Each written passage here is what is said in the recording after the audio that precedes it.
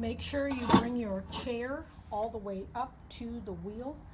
When you sit down, you're going to sit as close as you can to the wheel. Center your foot on the pedal. Turn on the wheel. Get a bat.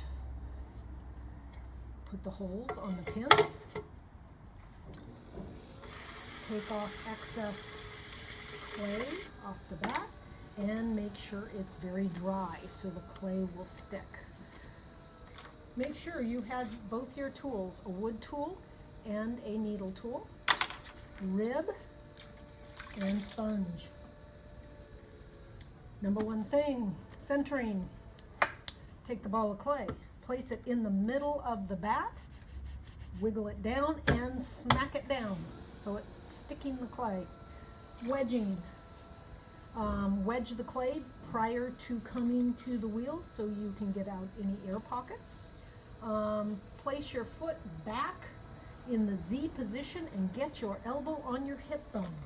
Keep your elbows tucked inside your body. Push down at first, adhering it to the bat.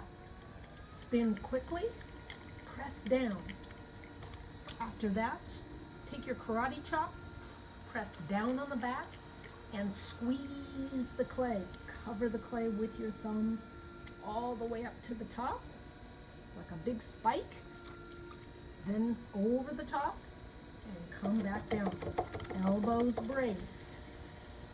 Again, karate chops down onto the bat, squeeze in, bring the clay up into a spike shape over the top.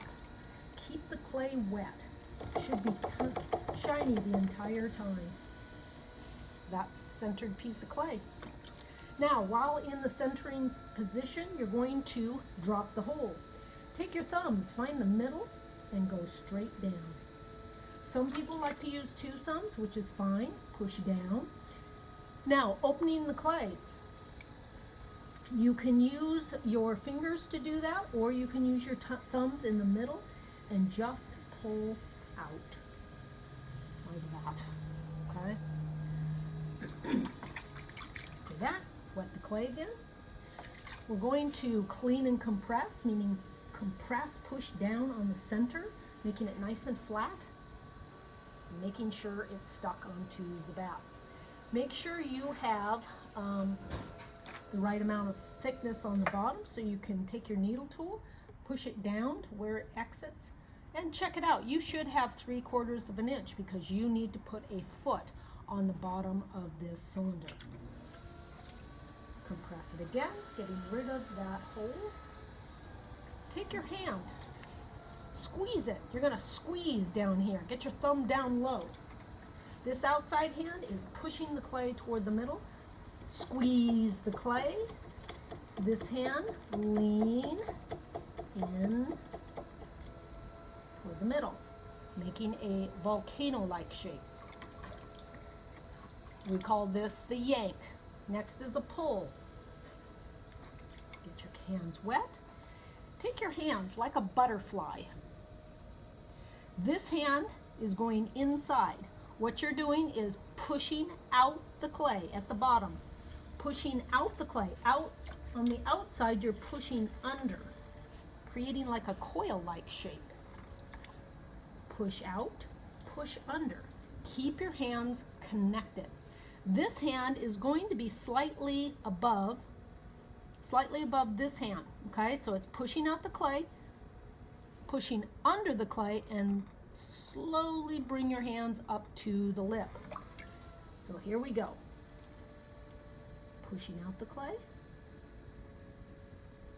Slowly bring your hands together like a unit up to the lip. Hold. There you go, that's one pull.